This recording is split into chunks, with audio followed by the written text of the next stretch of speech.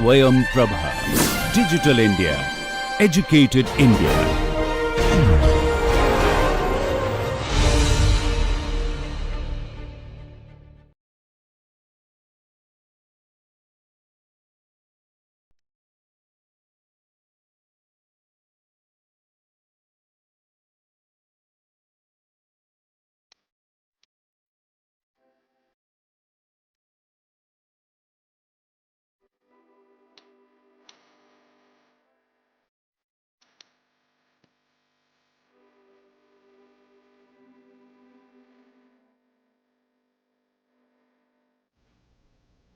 Welcome back.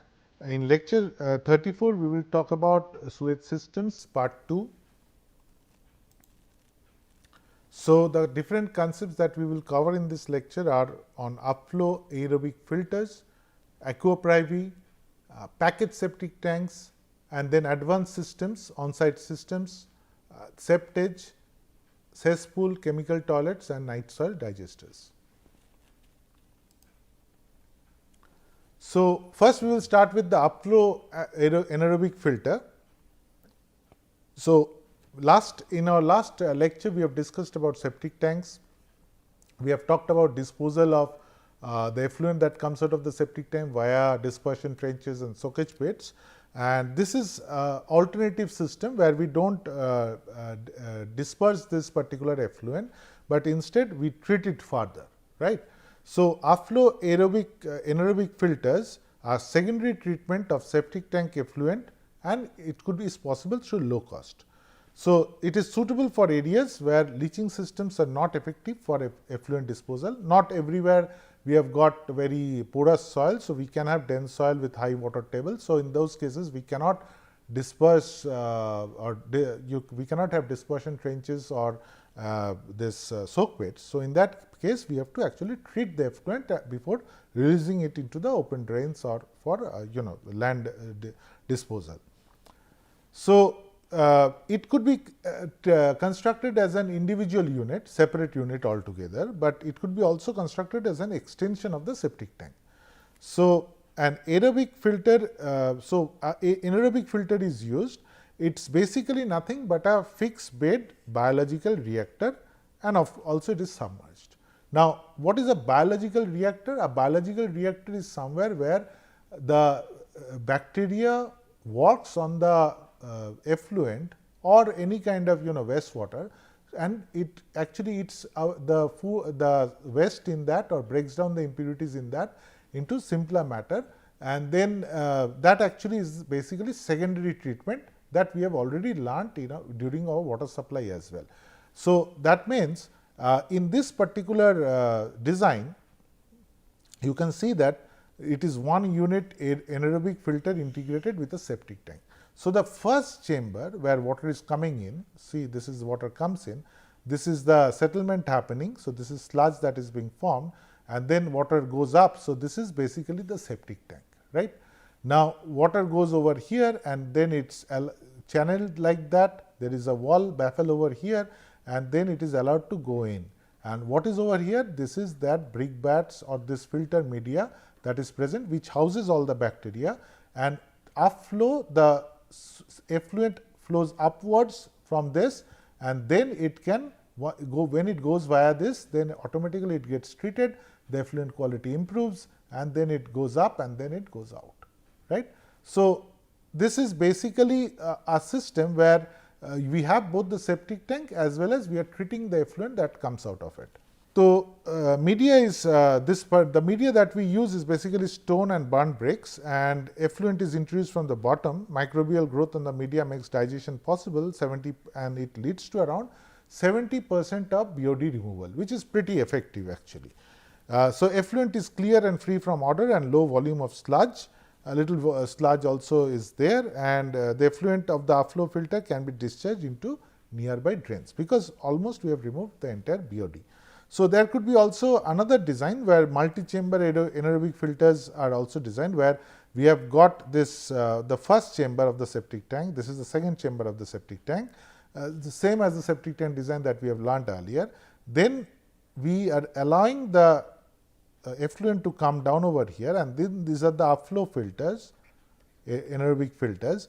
It goes up, it gets treated, then this again comes to the next channel, again goes up like that, and again comes to the next channel and then goes up. So, basically we have got 3 chambers of subsequent treatment, and as you can understand, in one we are removing 70% BOD. Of course, if we have 3 chambers, we will almost remove the entire BOD, and that means we are getting relatively purer water that is coming out and then it will not create any sort of problem in terms of contaminating the surrounding soil of that particular drains, and maybe some amount of water could be used for some basic purposes like farming or gardening. So, aquaprivy is basically a toilet which we sometimes use in India, or in slums we can always see this kind of toilet. So, which is a combination of the toilet as well as the septic tank and this upflow filter system, anaerobic filter system. So, we can make this, we can say that it is a combination of all these 3, and this consists of 3 chambers constructed of brick masonry. Pan is placed over the first chamber, and the pipe enters to 30 centimeters below the scum. So, that means there is water seal happening because of that, and the night soil falls directly to the first chamber where it is decomposed in anaerobic conditions. The foul gases pass to the second chamber from where it escapes into the atmosphere over here, and the liquid passes also to the second chamber through an opening at the over here, and then further decomposition takes place over here, and then but over here aerobic bacteria is present because there is vent, and then the effluent passes through a bent pipe to the third chamber filled with clinkers or brick bats and so on. So, over here, and this acts as a upflow anaerobic filter, and finally the effluent is discharged to the effluent channel over here, and this size depends on number of users. So, of course, the effluent would be until this level, not this one. So, the effluent falls over here. So, this is the effluent channel from where it could be drained to the nearby drain and so on. So, this is a design which actually takes combines the concept, combines a septic tank, upflow aerobic filter as well as a toilet to make it into an integrated system which could be used in areas where we do not have too much space and we still require a toilet like this. Then we have got packaged septic tanks. So, these are systems where we can have anaerobic filters, of course, but we can also introduce aeration as well. So, in case of anaerobic filter type systems, we consist of 2 chambers like the ones we discussed earlier, and one is a settling chamber, works as a settling tank and an anaerobic filter, and instead of that brick bats and all that we have discussed, we can go for synthetic media which is used as a flow filter with specific surface area as high as 100 meter square per meter cube. So, this filter media, because it is synthetically designed, the surface is designed in such a way, so it has got 100 meter square per meter cube of for volume of this particular media, we have got so much amount of surface area. So, it is a very effective surface area. But if I just take this, this could be in a package form, unlike the previous one where it is a constructed structure, but here it could be made into a package form. And in addition to this, we can have introduced aeration system, because it is a more like you can see over here. These two are biologically accelerated treatment septic systems, where we have got this from the top we have the air source, the compression pump, and this is the media, and the first part is the settling tank, and then from there we can take and then the effluent comes in, goes through this particular media along with air, and then actually it improves the this digestion.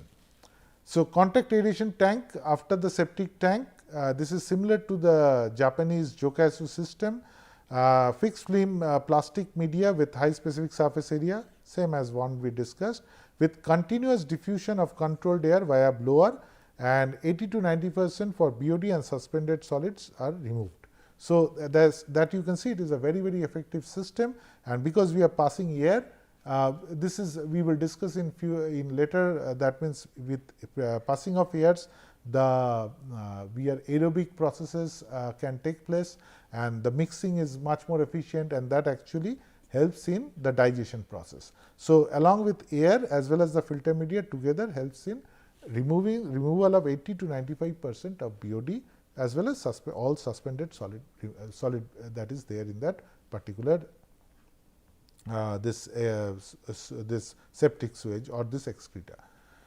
So, this is a package system, and then we can also have further advanced systems, such as we can have this systems where we can target only BOD removal, then BOD as well as nitrogen removal, BOD as well as nitrogen and phosphorus removal. So, you can have different levels of advanced system. So, these are almost like a small scale sewage treatment plant. They are constructed on site, reinforced cement, it is a structure.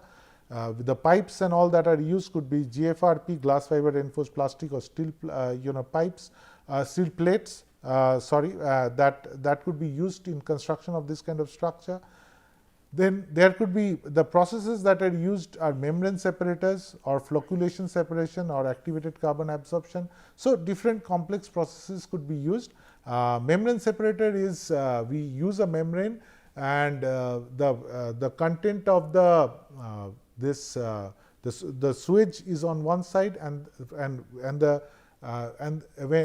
what happens, the solid particles cannot pass through the membrane, only the water passes through, the clearer water passes through, and that is how we actually do the filtration, right. So, its membranes are used for filtering, or it could be a flocculation based separation system that we have discussed earlier as well.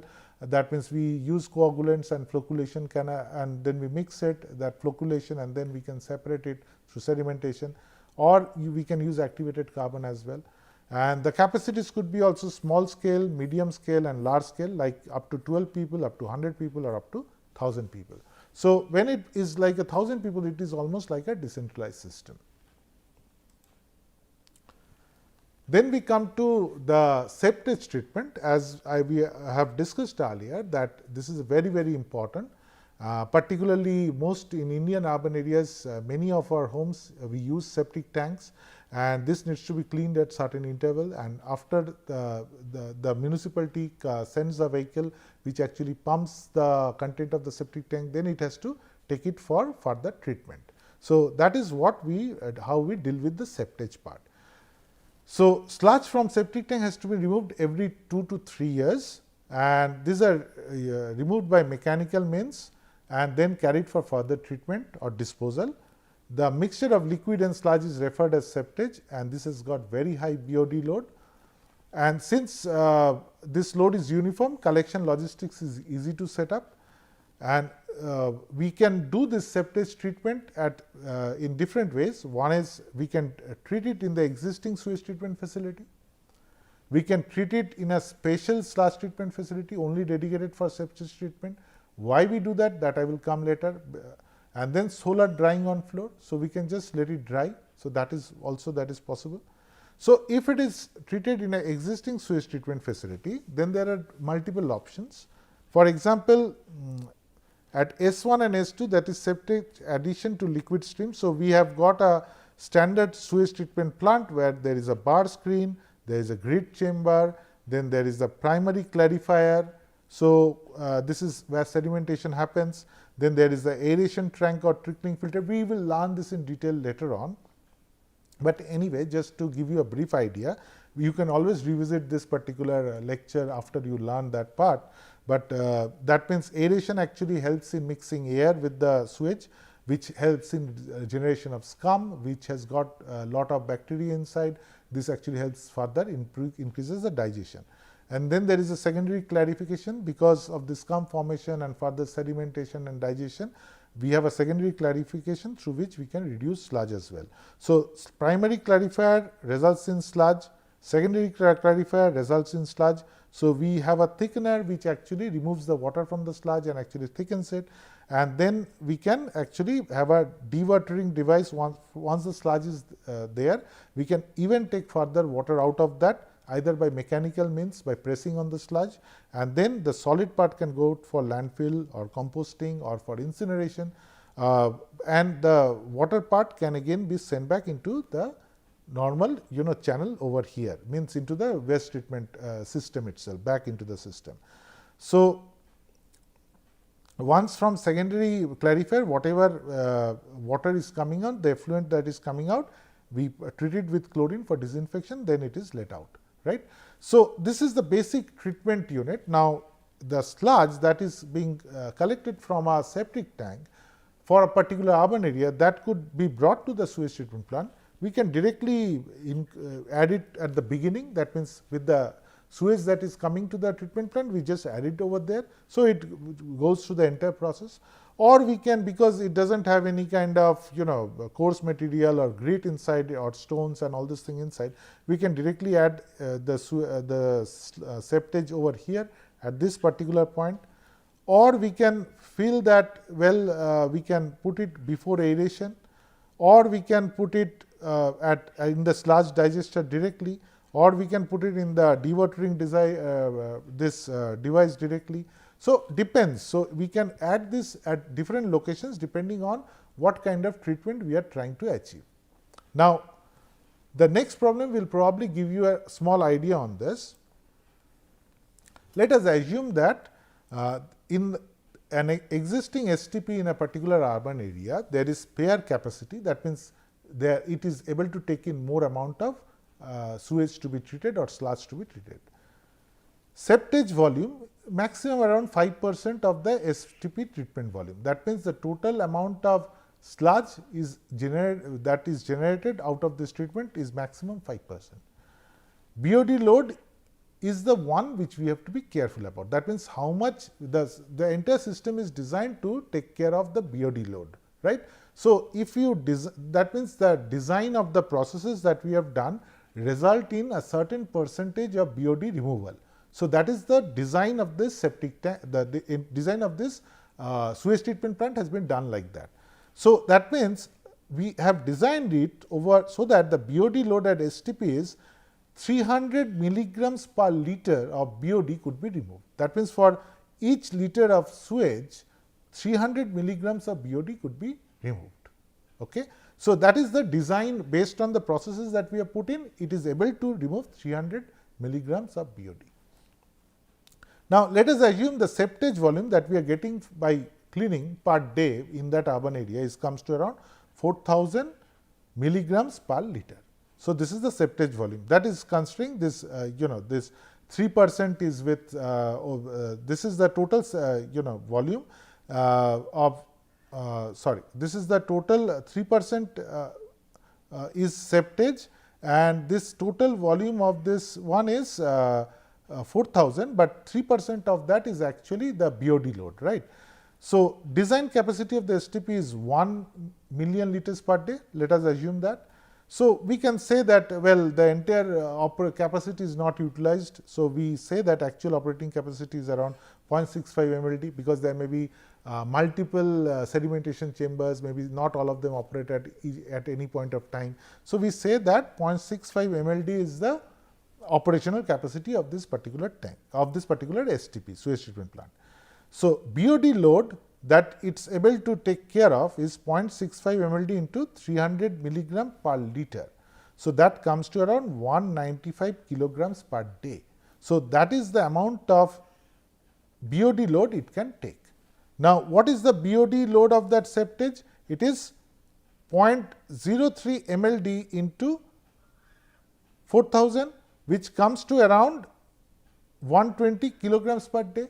So, that means, this is that extra load, because you are adding this septage from on-site systems into the sewage treatment plant, which is particularly designed for the conventional sewage network. That means, this is the additional load that is to be taken. So, 195 plus 120 comes to around 300 kg, 15 kg per day, whereas the capacity of this STP was 300 kg per day. So, that means, we are exceeding it by 15 kg per day. So, that means, there would be problem in the STP, or in other terms, we have to reduce the total amount of septage that could be actually added to this particular treatment unit. So, we have to have, if we have further addition of septage, then we have to construct a separate facility. So, that is how we will determine if an existing facility is going to be utilized, or a special separate sludge treatment facility has to be designed. So, independent sludge treatment facility, usually what we see is First we use lime, is used for conditioning and stabilizing before dewatering.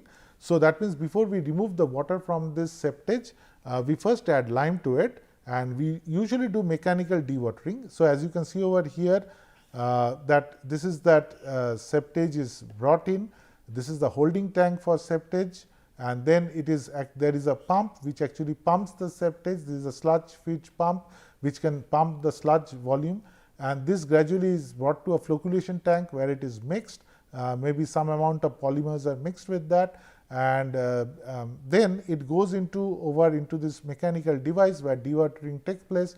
So, this is a screw which when rotated actually it presses on the this septage, and you can get that pressette, that is the liquid part, and then you can get the dewatered sludge from this part.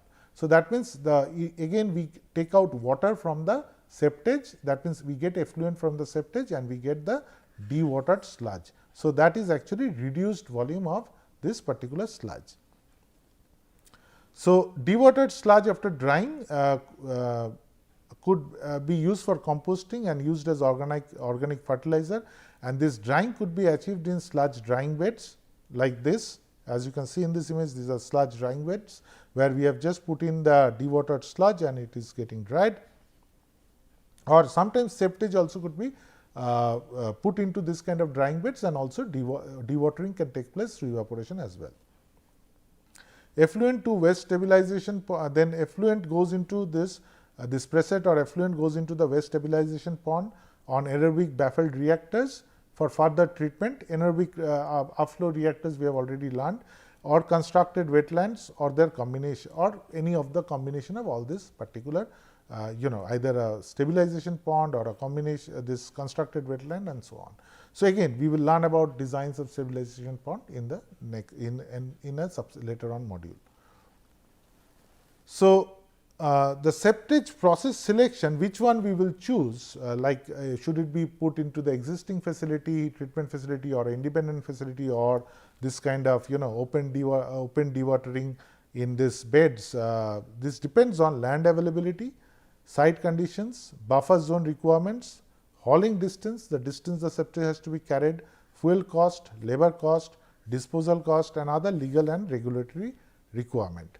So, you can understand that means whenever we are collecting the septage from the septic tanks from different houses in that particular area, we have to actually carry it, and that involves transportation cost, then labor cost, disposal cost. Wherever you are putting in, there has to be some charges for that, for treatment and other thing, and then for maintaining it some people has to be employed for that. So, there is a cost to it, and then legal and regulatory requirements that you can do it within certain boundary areas and so on.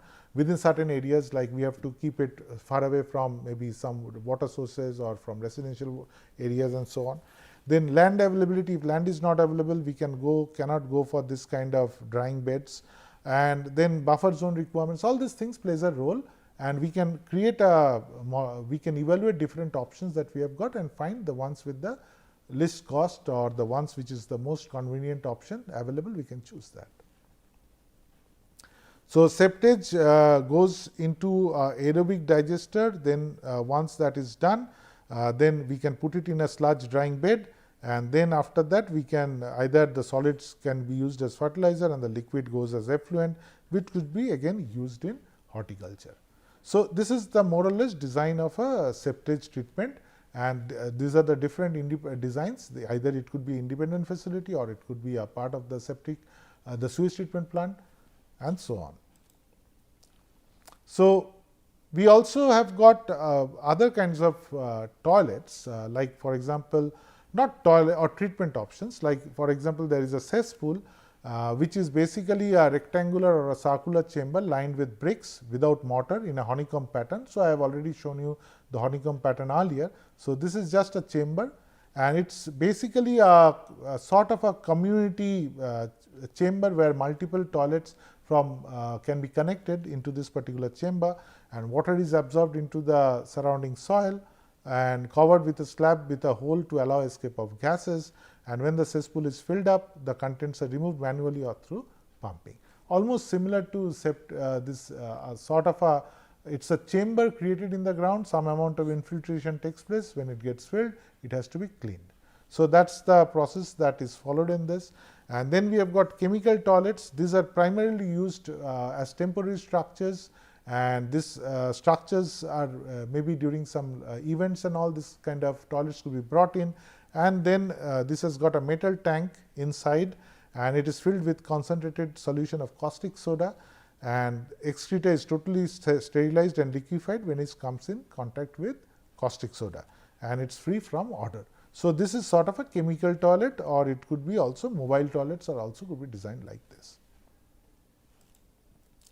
So finally, we come to night soil digester. Sometimes we can call them sort of biogas plants as well. And this is where night soil or human excreta is digested anaerobically, and it is mixed with cattle excreta, and together this could be used in a biogas plant. And night soil is rich in nitrogen and phosphorus and can be used in manure after digestion, and the gas is collected in the cylindrical part, the gases from digestion, and this gas could be used for running kitchens or to run pump sets and so on. So this is a dual use. That means we use both the gas as well as the sludge for once it turns into manure. So some characteristics you can see that because both cow dung and night soil is mixed, so you can see moisture content in night soil is around 90%, whereas cow dung 82%. Volatile solid as percent of total solids around 88% and 80%, nitrogen 3 to 5 and 1.4. So you can see, have an idea about the different contents of both this kind of excreta, which could be utilized both for generating gas, which could generate electricity. From there we can either use it for cooking or for running pump sets and generating electricity. And otherwise we also have got the loading rates and all, which you can see from over here. So that more or less shows us the different kinds of on-site systems that are in use. And so we can conclude by saying that treatment of septic tank effluent and septage is essential while conceiving any sanitation plan. Appropriate method of septage treatment depends on land availability, site condition, buffer zone requirements, hauling distance, fuel cost, labor cost, disposal cost, and other legal and regulatory requirements. And advanced on-site systems can be a replacement of decentralized systems.